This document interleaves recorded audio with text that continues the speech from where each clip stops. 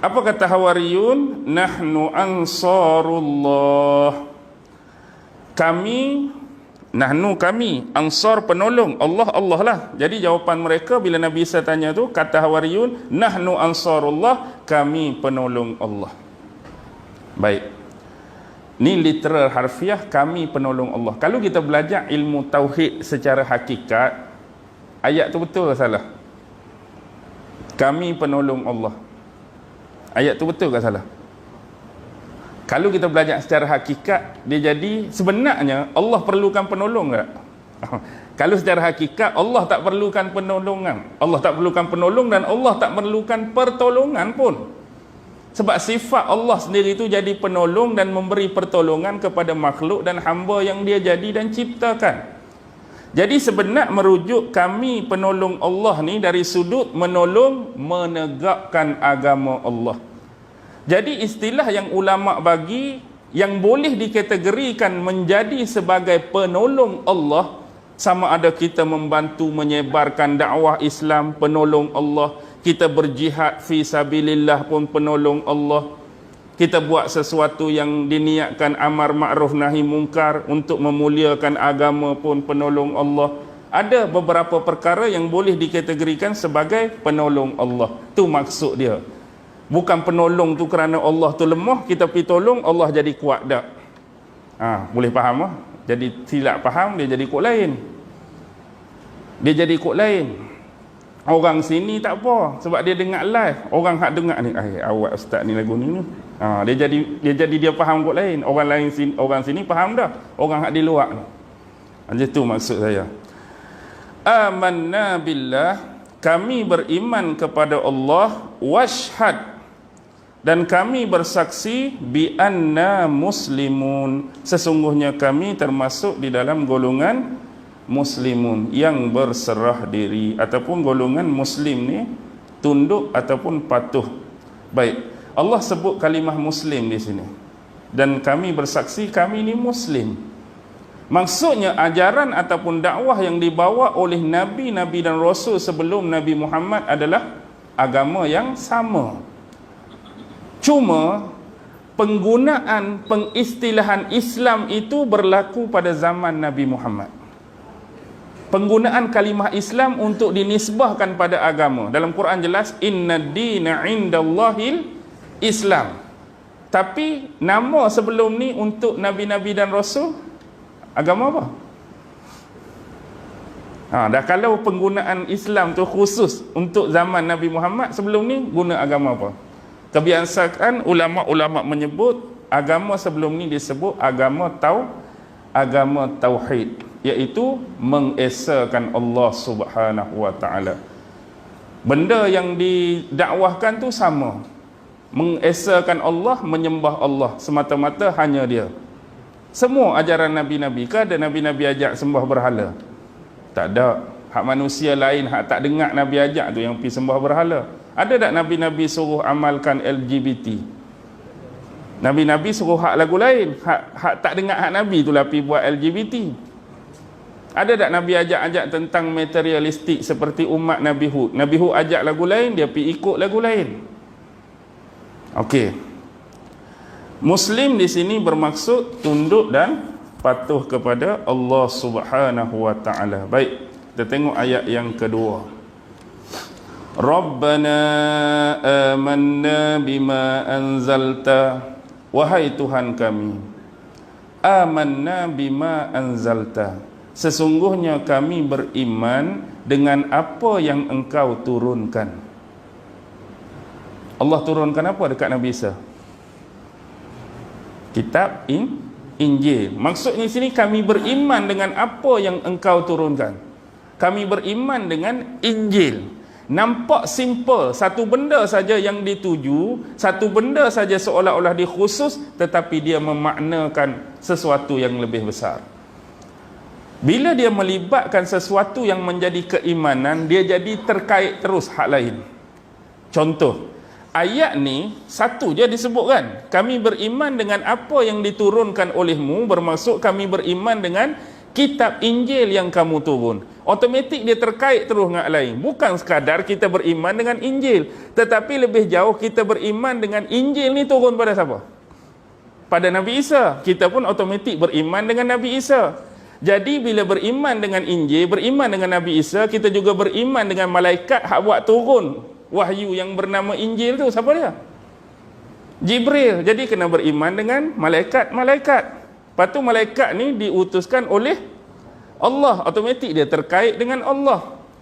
Lepas tu dalam Injil tu dicerita nabi-nabi sebelum ni. Jadi kena berimanlah dengan nabi-nabi selain daripada Nabi Isa hak turun Injil tu pada dia. Bila dalam Injil tu cerita nabi-nabi sebelum ni, kita kena beriman semua. Sama seperti Al-Quran. Bukan kata bila Quran turun pada Nabi Muhammad, kita percaya dan beriman kepada Muhammad saja, tapi nabi lain yang Allah cerita kita tak mau percaya. Tak boleh. Akan rosak akidah kita. Baik, ada berapa nabi dalam Quran yang Allah sebut nama? 25. Yang Allah tak sebut nama? Ayat pun ada sebut kan? Ada sebahagiannya disebutkan, dikisahkan, diceritakan pada kamu. Ada yang tak diceritakan.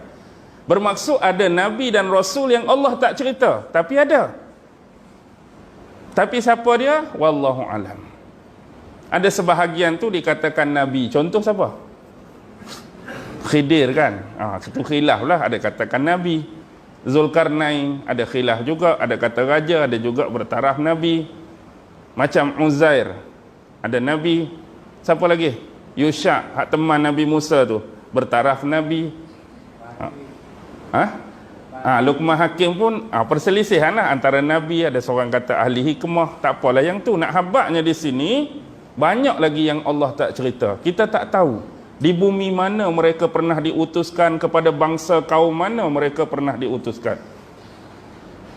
Tu pun orang duk tengok lagi isu contoh Buddha. Ada setengah kata sahabat Buddha tu mungkin seorang nabi, tapi kesesuaian ajaran dakwah yang dia ajar tu untuk zaman tu.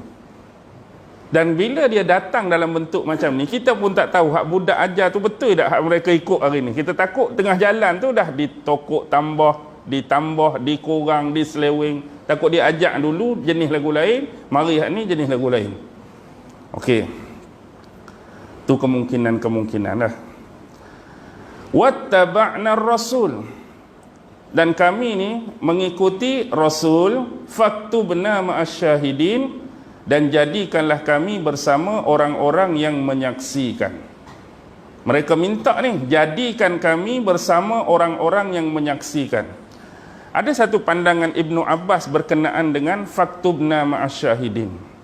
Ada satu riwayat asar, sanad dijayid daripada Imam Ibnu Abi Hatim Ar-Razi.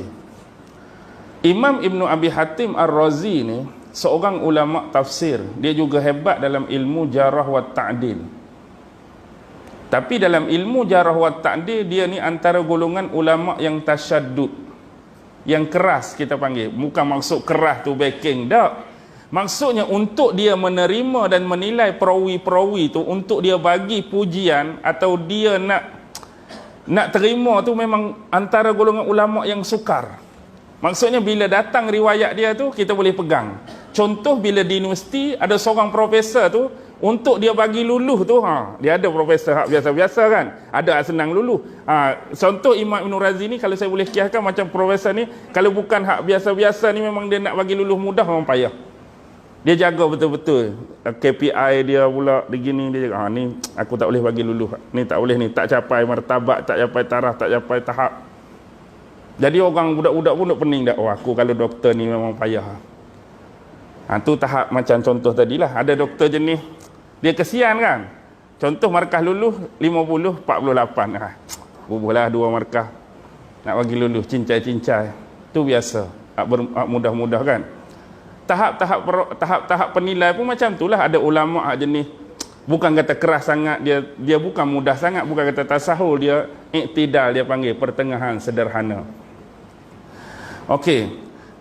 Imam Ibnu Abi Hatim Ar-Razi mengatakan telah menceritakan kepada kami Abu Sa'id Al-Ashja'. Maksudnya dia ambil periwayatan dia daripada lelaki yang bernama Abu Sa'id Al-Ashja'. Menceritakan kepada kami Waqi'. Waqi' ni siapa Waqi' ni? Salah seorang guru Imam Syafi'i. Waqi' telah menceritakan kepada kami Israel, bukan Israel tu, nama orang tu kebetulan Israel. Jadi Israel ni ambil daripada Ikrimah daripada Ibnu Abbas. Bila sebut Ikrimah dalam tafsir, dia bukan sahabat Nabi Ikrimah Abu Jahal tu tak. Anak Abu Jahal yang masuk Islam seorang ada nama Ikrimah. Bila jumpa dalam tafsir, sebelum nama Ikrimah, contoh Ibnu Abbas, belakang Ibnu Abbas tu ada nama Ikrimah, tu bermaksud Ikrimah Maula Ibnu Abbas. Dia adalah anak murid, antara anak murid utama Ibnu Abbas. Ikrimah ni. Jadi apa kata Ibnu Abbas? Faktubna ma'asyahidin, jadikanlah kami bersama orang-orang yang menyaksikan di kalangan umat Muhammad. Maksudnya dia nak supaya nama dia ni diletakkan bersama dengan penyaksi-penyaksi di kalangan umat Nabi Muhammad. Kalau tuan-tuan baca dalam ayat apa depan tu, ummatan wasata tu, ada ummatan wasatan litakunu syuhada 'alan nas tu, hak depan tu. Okey, ayat tu jadi umat pertengahan ni yang akan litakunu syuhada 'alan nas, yang akan jadi saksi di atas sekalian manusia tu. Bila tuan-tuan baca hadis-hadis berkenaan dengan peristiwa di mahsyar kelak, peristiwa di mahsyar kelak ni, Allah akan panggil nabi-nabi dan rasul-rasul ni. Contoh panggil Nabi Nuh, Allah akan tanya, wahai Nuh, adakah waktu hidup di dunia bila aku lantik kamu jadi, ni ayat saya lah nak bagi mudah faham, bila aku jadikan kamu nabi dan rasul, adakah kamu dah menunaikan amanah menyampaikan ajaran dan dakwah tu kepada kaum kamu? Allah tanya. Nabi Nuh mengiyakanlah, ya aku dah sampaikan. Ada hak dengar, ada hak tak dengar. Kemudian adilnya Allah di sini bukan kata aku percaya cakap kamu, aku tak perlu panggil depa. Tapi nak cakap adilnya di sini, Allah panggil pula umat Nabi Nuh. Kamu tengok ni, adakah lelaki ini merujuk pada Nabi Nuh telah menyampaikan apa yang patut dia sampaikan kepada kamu? Jadi umat Nabi Nuh kata, lagu mana? Dia menyampaikan, dia tidak menyampaikan. Orang ni tak menyampaikan pada kami, sehingga menyebabkan kami tersesat, kami menerima bala daripada kamu. Bila kita baca kisah-kisah macam ni, bukan Nabi Nuh seorang kena panggil, Nabi-Nabi semua kena panggil. Sepatutnya, tak patut saya guna ayat sepatutnya tu. Tak patut saya guna ayat sepatutnya. Bila Allah tu maha mengetahui, contoh kalau kita kata buat ayat bodoh, Allah tak perlu panggil pun, Allah dah tahu apa yang berlaku. Tapi nak cakap adilnya Allah tu nak tunjuk. Bila Nuh kata, ya aku dah sampaikan, bukan setakat kalau kita hari ni, kita kata ni sebelah atas dunia, bukan dengar sebelah pihak saja. Kamu kata, ya aku tak dengar lagi orang sebelah ni. Tapi nak habaknya seteruk-teruk yang mereka ni pernah diazab oleh Allah. Kalau atas dunia mereka nak menipu, okey. Atas dunia hang nak membohong, okey. Tapi ni di mahsyar Allah tanya, patut dulu kena azab dah, takkan nak cakap bohong lagi dah. Patut bila Allah tanya, dia ni menyampaikan tak? Betul dia menyampaikan, kami tak dengar. Tapi dia boleh kata kami tak kenal ni. Padahal depan Allah selagi nak kena seksa pun dia nak membongak lagi. Boleh faham tak maksud dia? Sampai tahap tu. Orang ni tak pernah datang pada kami, tak pernah menyampaikan pada kami. Seolah-olah dia nak backup diri dia ni, nak suruh selamat bahawa Nabi Nuh tak menyampaikan pada dia orang. Habis siapa nak backup Nabi Nuh? Kamu kata ya, dia pun kata tak. Dia nak cari siapa? Umat Muhammad lah yang akan jadi saksi. Persoalan dia, orang akan tanya, kita tak pernah hidup zaman Nabi Nuh, takkan kita nak jadi? Di mana kita boleh jadi saksi? Inilah kekuatan Al-Quran. Bila Al-Quran turun pada Nabi Muhammad ajak pada sahabat, kita baca dalam ni ada kisah siapa? Kisah Nabi Nuh, kita duk baca. Kami tahu, kami jadi saksi sebab ayat Quran ni apa? Firman kamu, ya Allah, kamu cerita pasal Nabi Nuh. Nabi Nuh dah menyampaikan 950 tahun, tapi geng ni tak mau dengar. Kami menyaksikan hal demikian. Itulah kelebihan umat Nabi Muhammad. Mari Nabi Hud pun kita jadi saksi. Mari ni pun kita jadi saksi. Tapi kita jadi saksi kerana baca Quran dan faham cerita Nabi. Kalau Quran ni duduk di situ tak baca-baca, nak jadi saksi lagu mana? Kadang-kadang confident dia tak bila sebut Nabi Hud. Oh, Nabi Hud. Nabi Hud tu itulah hak kena telan kat ikan tu. Nabi Hud kena telan kat ikan. Hak kena telan kat ikan Nabi apa? Tapi nak cakap confident dia. Oh, Nabi Hud. Tahu cerita lagu mana Nabi Hud. Oh, tu hak kena telan kat ikan Nabi Hud tu. Nak tunjuk dia pandai tak? Kalau ikan Hud, ya ikan Hud. Nabi Yunus. Jadi kena pandai. Okey. Sebab itulah bila berhadapan dengan Quran, tuan-tuan guru kita ajak 5 benda. 5 benda bila kita nak bermuamalah. Apa dia muamalah? Kita nak bertaamul atau komunikasi dengan Quran. Yang pertama, baca. Automatik dah. Baca. Yang kedua, faham. Jangan baca saja. Baca tu dinilai ibadah berpahala dah. Tapi kita kena faham tujuan Quran turun tu untuk kita baca dan faham isi dia. Tapi kalau kita baca saja tak faham isi, maksudnya seolah-olah tuntutan tujuan Quran turun tak capai ya. Kita baca saja tapi tak mau cuba memahami apa yang Allah turunkan pada kita. Yang kedua kena faham. Yang ketiga kena menghayati. Faham, menghayati. Okey, apa beza faham dengan menghayati? Kita dah sebut tak? Minggu penghayatan Al-Quran, minggu penghayatan bahasa Arab, minggu penghayatan Lailatul Qadar. Apa beza faham dengan menghayati? Baca, faham-fahamlah. Oh, makna dia lagu ni, cerita dia lagu ni. Faham. Hayati? Lama dah tak sebut penghayatan, menghayati tak? Okey, kita ambil dasar dia. Kalimah menghayati tu hayat. Hayat apa dalam bahasa Arab? Salah satu sifat Allah hayat. Apa dia hayat? Sifat 20 kan? Hayat. Apa dia hayat? Apa dia hayat? Hidup. Jadi maksudnya menghayati, menghidupkan. Lagu mana nak berhidup? Nak berhidup tu kena, kalau kita, apa beza simpati dengan empati? Satu simpati, satu empati. Bukan peti sejuk Simpati ni apa dia? Simpati ni rasa kesian. Bila orang tu ditimpa musibah, orang tu ditimpa bala, kita bersimpati dengan dia. Oh, kesiannya dia kena bala. Empati ni bukan setakat kesian. Hak rasa kesedihan dia tu kita letak pada diri kita. Dalam lagi. Hak ni kesian saja. Oh, kesiannya. Tu simpati. Empati ni bukan setakat kita kesian, rasa dia terseksa, rasa dia sakit tu kita cuba bawa dalam hati kita. Kalau aku kena lagu ni. Menghayati kita kena masuk dalam tu. Ni payah penghayatan. Sebab orang yang menghayatilah akan dibukakan sesuatu yang lebih.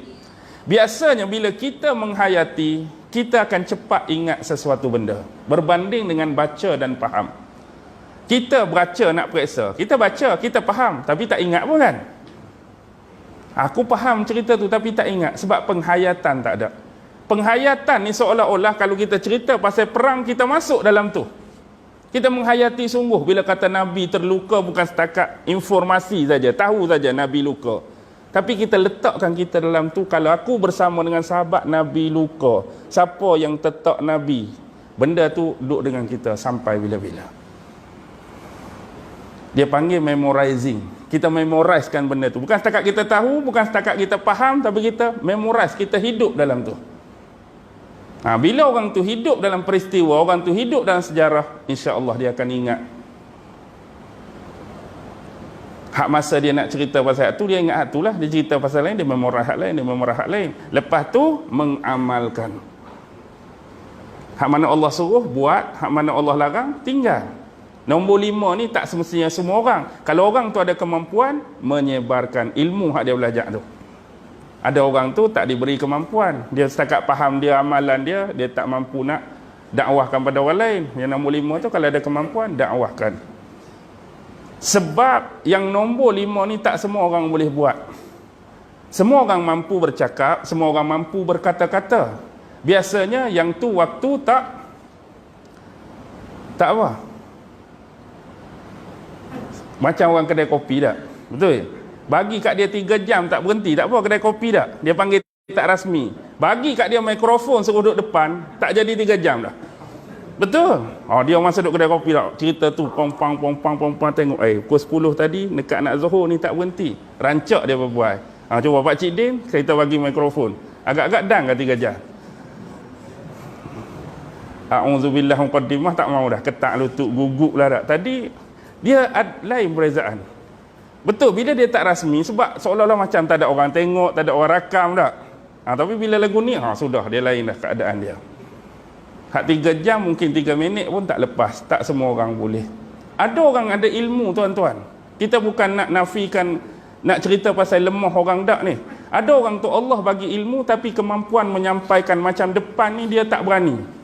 Ilmu dia banyak kalau kita bercakap biasa-biasa. Bang, apa dia makna tauhid? Dia boleh cerita. Tapi kalau nak suruh depan ni dia jadi gagap, dia jadi gugup. Bukan dia tak ada ilmu, tak. Untuk orang tu ada dua-dua, ada ilmu dan mampu menyampaikan. Ada orang hak jenis cakap saja menyampaikan, dia sendiri tak berapa banyak. Nak tahu orang tu banyak tak banyak, di hujung-hujung biasa dia akan cerita macam ni.